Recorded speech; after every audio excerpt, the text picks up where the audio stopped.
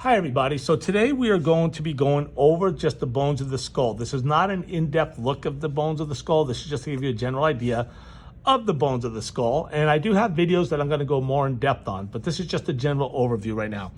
So let's go ahead and get started. And the first thing we want to look at is the frontal bone. So the frontal bone is basically this part that's right here. And this is basically your forehead right here. The frontal bone is also going to make up part of the top of the eye socket, which is here and here, is going to be our frontal bone. Okay, if you look, the frontal bone is also going to come all the way back to this line that you see right here. And this is known as the coronal suture.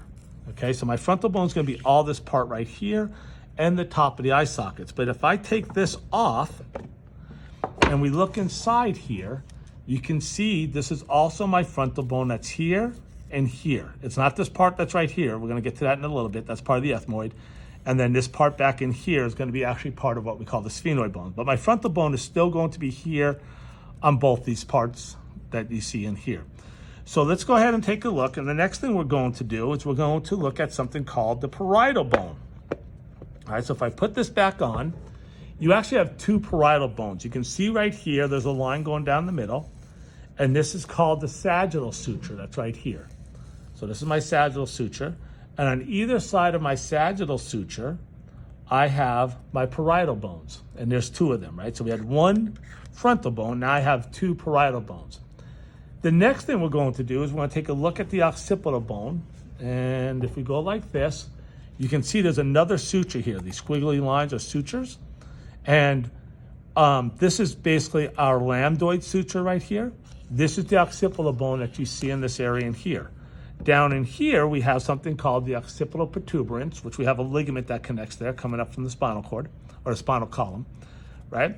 And then my occipital bone is actually going to come down under the skull. It's going to include the occipital condyles here, the occipital foramen, and as well as the foramen magnum, which we will go more into this in another video. So that's going to be my occipital bone, basically going from here all the way down into here, okay? The next bone we're going to look at is the temporal bone. And you've probably heard of the temples before, but this is going to be my temporal bone. This suture right here is called my squamous suture.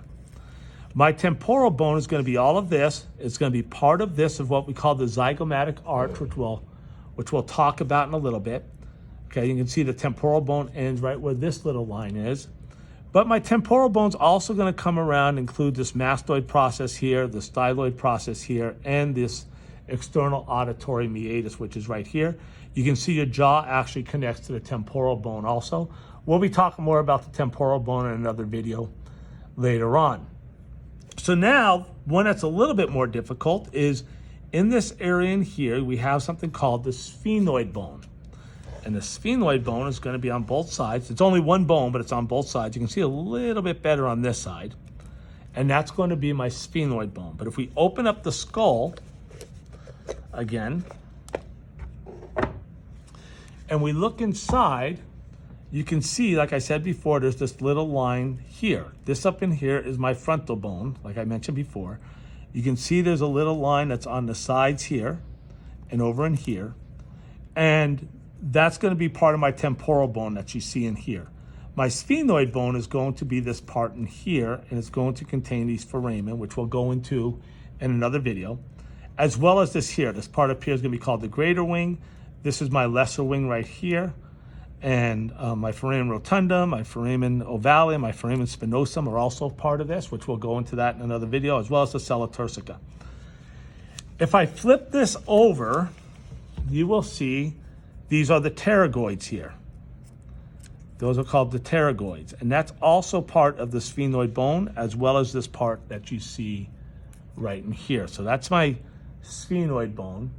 The next thing we're going to do is we're going to talk about the ethmoid bone. So the ethmoid bone is a little tricky.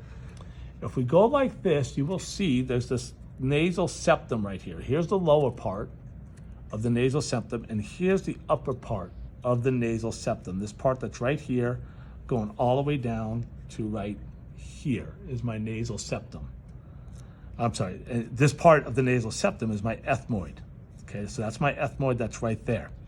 Now, if you notice also, you can see there's some parts that are sticking down that are right here and they're also right there. Those are my superior nasal conchae. The superior nasal conchae is going to be here and here. There's also a middle nasal conchae, which is not on this. It's not on the skull. Okay, but that's going to be the ethmoid bone. So I'm going to have this part here, the superior part of the nasal septum, my superior nasal conchae, my middle nasal conchae, and then if I look once again on the inside of the skull, again, this is the frontal bone here. I have this part that's right here. This is the ethmoid bone also. So the ethmoid bone comes from the nose and it's going to stick into the center of the frontal bone. This part that sticks up right here is called the crista galli. And then I have this part here that has a bunch of little holes in it. That's known as the cribriform plate. And basically what happens is your olfactory nerves come up to the cribriform plate and they form the olfactory bulb, which then goes to be the olfactory tracts, which bring smell signals to the brain. So that's going to be the ethmoid bone. The ethmoid bone is also going to make up part of the inside of the eye socket also. The next thing we have is the maxillary bone. And if you notice, there's a little line that's right here. And I have, oh, you can see it better over here, right? The maxillary bone basically goes from almost the bottom of the eye socket down to this area in here that's above the mouth, right? And on both sides here. And then it also goes to the top of the mouth. So that's going to be my maxillary bone there, from the top of the mouth basically to the bottom of the eye socket, okay, is going to be my maxillary bone coming down through this area in here, right under the nose and the top of the mouth. So now, if you notice, there's a little line that's right here. Right, if we look, there's a little line that's right here. And behind this is my palatine bone right there. So this is maxillary, which is on the top of the mouth, and then further back I have my palatine bone.